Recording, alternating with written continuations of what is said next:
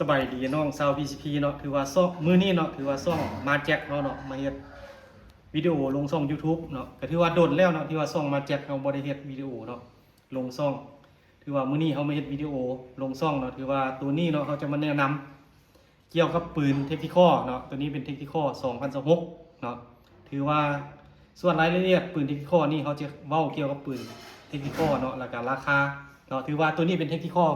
เนาะเทคนิคอลโปรเด้อตัวนี้เป็น2026เนาะรุ่นนี้มันจะมีตัวนี้เนาะถือว่าเพิ่มเนาะหรือว่าปล่อยลมของเนาะซูเปอร์ลีนมันเนาะ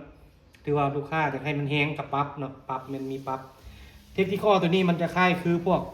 ฟักตอร์แล้วก็ท็อปเอเนาะส่วนรายละเอียดเนาะปืนเนาะ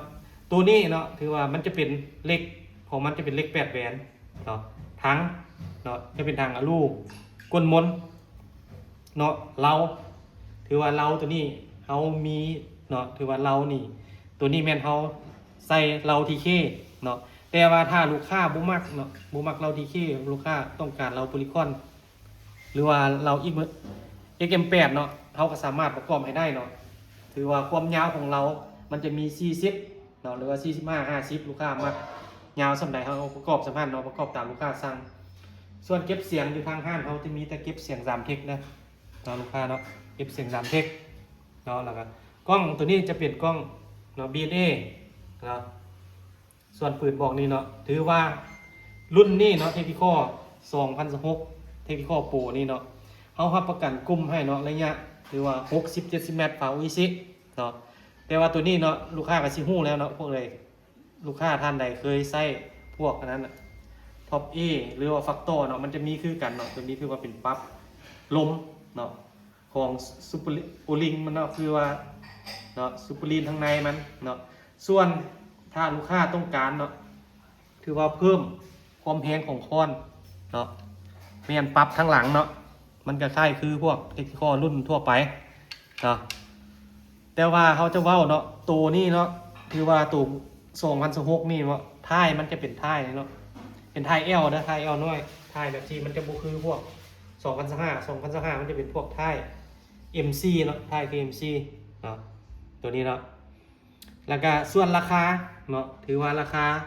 ครบสุดที่ลูกค้าเห็นเนาะถือว่าราคาครบสุดทางห้านเฮาขายแม่น9 ล้าน9แสนกีบในราคา9 ล้าน9แสนกีบทำลูกค้าสิได้อย่างแน่เนาะทางห้านเฮาสิเว้าเกี่ยวกับรายละเอียดเนาะบางลูกค้ามาถามเฮาเนาะว่าโอ้ราคานี้ได้อย่างแน่เนาะที่1เนาะลูกค้าจะได้สุดซ่อมมันจะมีอย่างอูลิง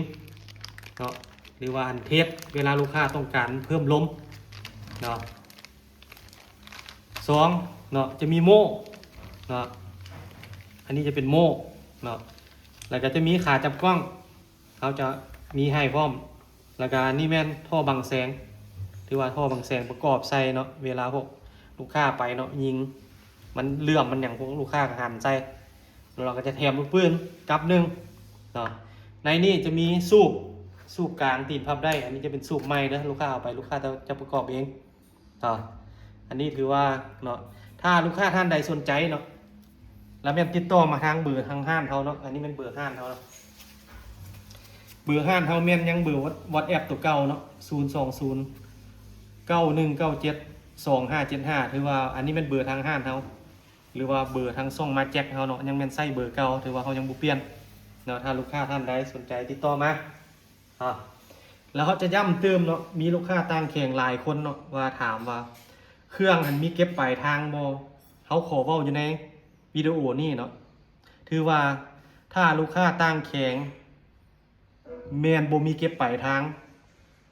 เวลาลูกค้าสั่งเครื่องเนาะ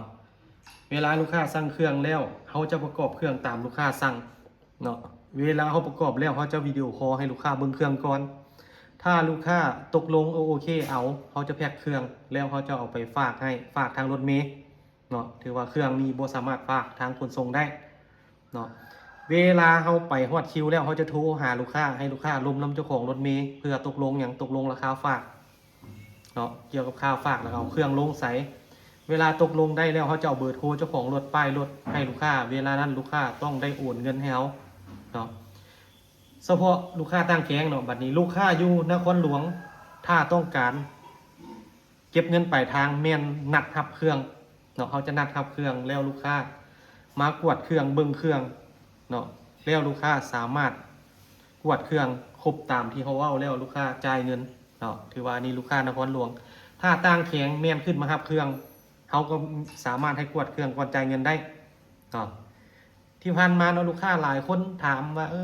มีบ่เก็บปลายทางจังซี่จังซั่นเขาขอเว้าในวิดีโอนี้เขาย้ำเลยเนาะว่าเฉพาะนครหลวงแม่นนัดรับเครื่อง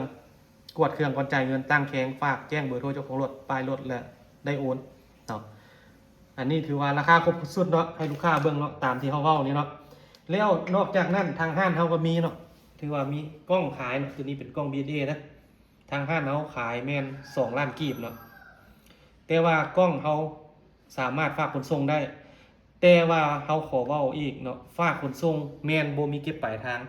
เนาะเขาขอเว้าเลยว่าบ่มีเก็บปลายทางมีแต่ว่าเขาฝากแล้วแจ้งบินลูกค้าต้องได้โอนเนาะอันนี้เฉพาะกล้องมันสามารถฝากขนส่งได้เนาะถ้าลูกค้าท่านใดสนใจแม่นติดต่อมาเนาะถือว่าที่ผ่านมาก็มีทั้ง FC เนาะแล้วก็ลูกค้าเก่าลูกค้าใหม่ที่ว่าติดตามช่องเขาแล้วก็สั่งเครื่องนำเขาก็ขอขอบใจเนาะถือว่าเครื่องเขามีพร้อมส่งเนาะแล้วห้านเขาก็ส่งแท้ถ้าลูกค้าบ่มั่นใจแม่นลูกค้าสามารถสอบถามหรือว่าเช็คเครดิตห้านเขาได้เนาะถือว่ามาแจ็คแล้วก็เบอร์โทรตัวนี้เนาะขอขอบใจ